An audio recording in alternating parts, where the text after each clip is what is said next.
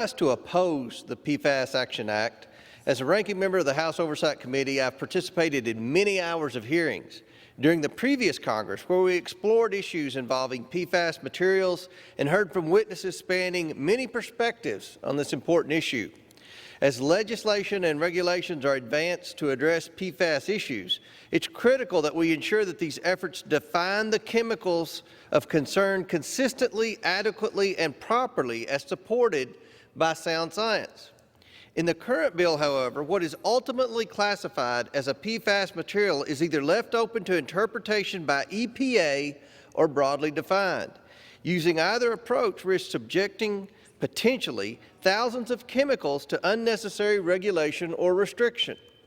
As we've heard previously in the House Oversight Committee, and as we have heard on the floor this week during debate on various amendments, a broad definition of PFAS could subject such key products as lithium-ion batteries, semiconductors, refrigerants, and medical devices, to name just a few, to regulation and restriction. All these products provide important benefits, and some, in the case of batteries and semiconductors, have been specifically highlighted by President Biden as part of his effort to review and reshore critical supply chains.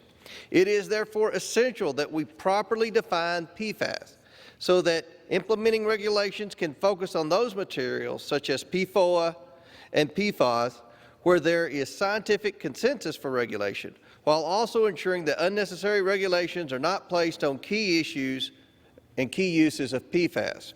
I urge my colleagues to carefully consider the definitions and criteria that are being put forward as the basis for PFAS regulation and to take steps to ensure that these classifications are carefully tailored and supported by sound science.